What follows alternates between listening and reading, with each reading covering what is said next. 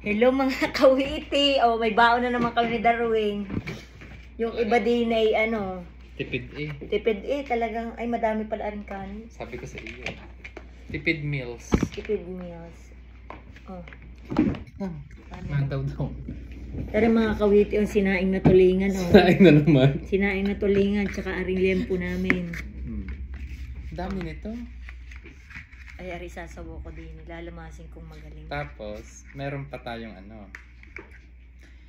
Yung atsara. May atsara din kami mga kawiti.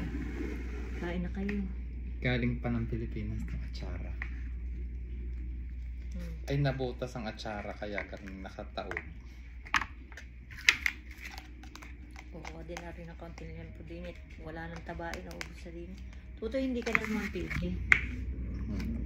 Nang para kita nyo ang pagkain. Tatabi namin din yan. Sige na. Tingnan po dyan. Kaya tayo mga kawite.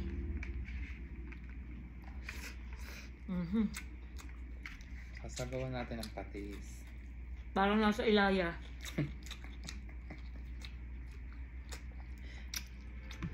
Tapos may mga sibuyas, kamatis. Sarap. Ang sarap mga kawite.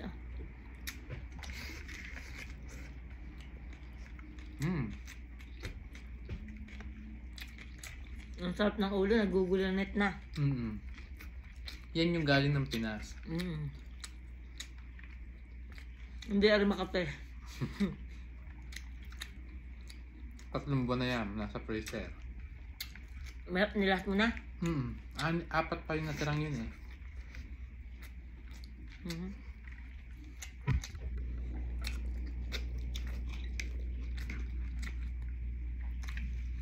Nagkagano yung kawite ang mga pangulam.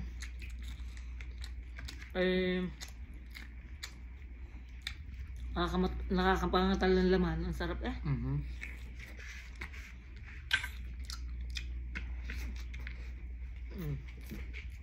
Kami lang ang tao dito. Absent ang mga kasama.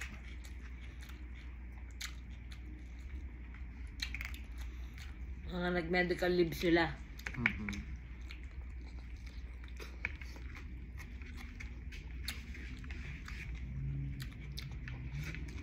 Ang sarap nga naman.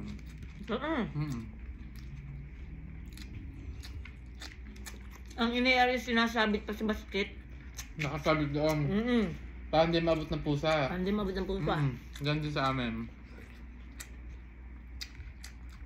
At pag nabungkol ng pusa, ibus eh. Walang uulamin. Sa atin nga naman, ang galing mamungkal ng pusa. Alaw.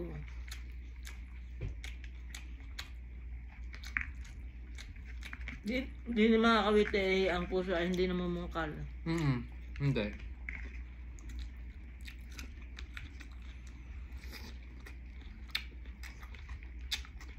Ang sarap, kita nyo gan sa kulamin.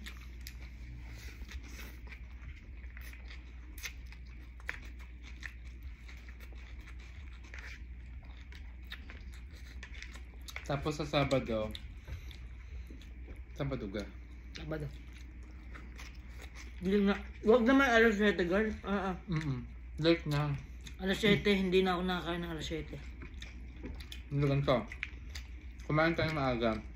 Hindi sumunod na lang siya. Hindi ah.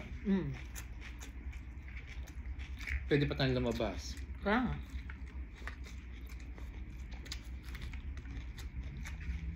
Ikaw nang pasok si Jessie.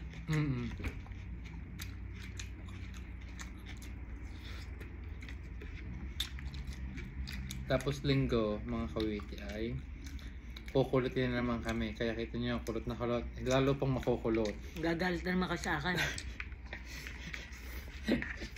Huwag na kayo nagagalit. Huwag na kayong magalit.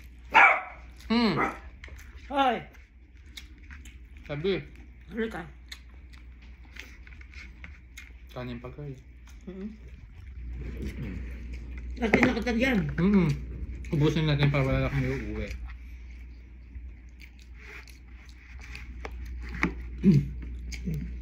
Busin mo na Oh yan. my God. Busin mo na ito. Ang sarap. Para maubos na rin ng isda at saka mga ano.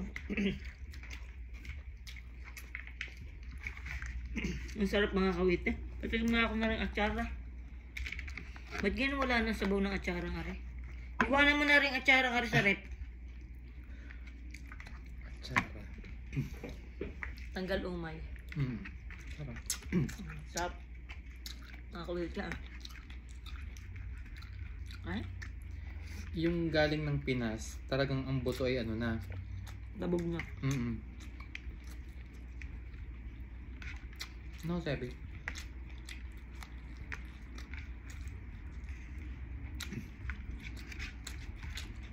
Sarap. Ay mga kawite.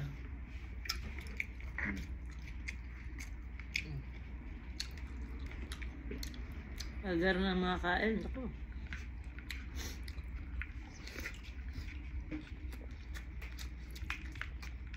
Alam niyo mga kawite, kung magkano mga natipid namin, siguro mga $35 to $45. Itong week na ito.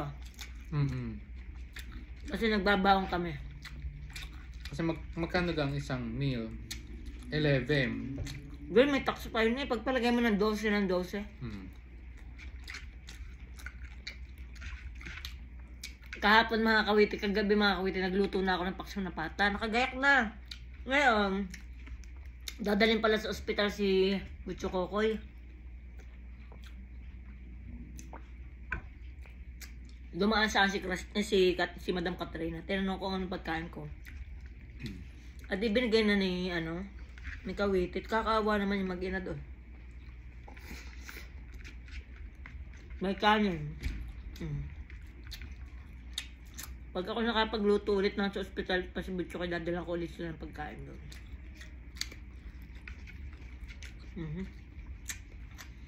Ang sarap ay ang lansa ng aking kamay. Hala. Maglansahin na.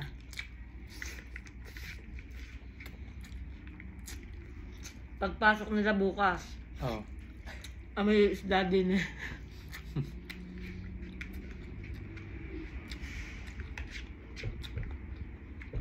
Ano naman alam? Ano? Nilipat siya sa akin. Hindi na rin yun. Mamaya, bibili kita ng cheese. Pababa nga ako. Bibili nga ng cheese. Ang sarap ng isda mga kawite ah.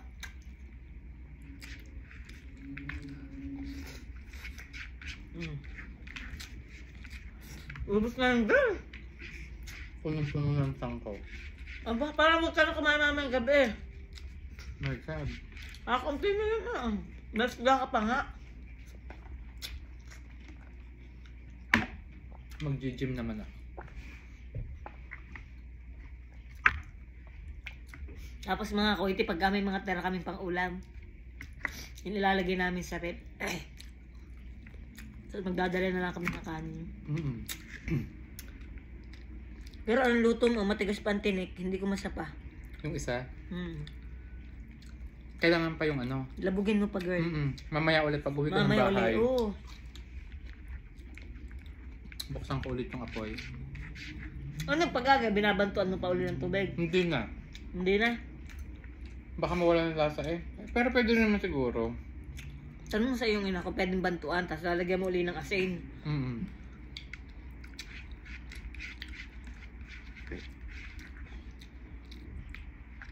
Pwede pa iprito yun. Ang sarap ng sabaw ng kape. Ay, ang gawin natin sa linggo bago tayo pumunta sa Kapeng Barako. Ay, may magandang Kapeng Barako. Meron doon sa amin.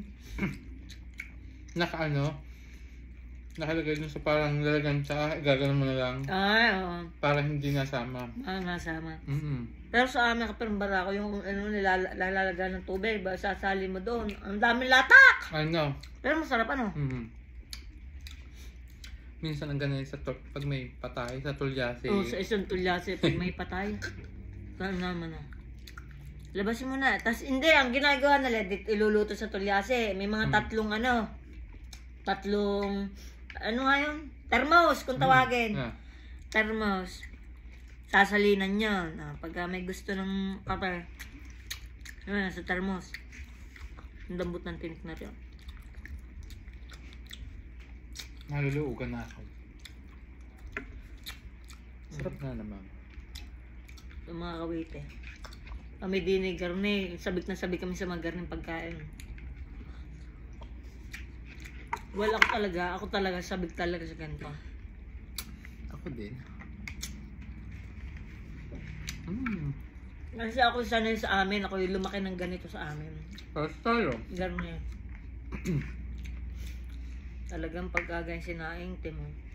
Pero nung bata-bata tayo, siguro mga grade 1, grade 2, ayaw mo yan. Ayaw ko na yung isda. Gusto lagi karne. Oo, karne, itlog, sinigang. Tapos mamumura. Sabi, wala nga tayong pera. Walang pambili ng karne. Di ka? Wala, hindi. Buti nga at mura lang sa aming garote. Kagarotehin. Kung anong nakahain, anong kainin ninyo. Mga busong kayo. Yeah. Akala nyo kayong mga mayayaman. Akala nyo kayo mayayaman. Oh. Yun ang laging sabi. Matatanda lalo ang nanay. Ligali ang bunga nga. Ang nanay namin, ganyan. I know nanonood ka pero tanda mo yun ang sinasabi mo sa amin. Ay, nanonood yahin na. Oo. Sasabihin ng nanay, mga hayop kayo, para kayo may mga katulong. Pagkakakain ninyo, nasa nakatambak na sa banggerahan. Banggerahan din pala sa inyo. Oo, banggerahan. Yung ginawa sa ano? Kawayan. Kawayan na may Oo. banggerahan at saka kasilyas. Banggerahan. Tingnan mo rin banggerahan na. Ang ilalim ng banggerahan ay may mga bato. At saka yung sinaunang gang parang sink na gawin na bakal na may nakalabas din daw. May ganyan din. Paano mga kawite? Diyan na kayo? Aba.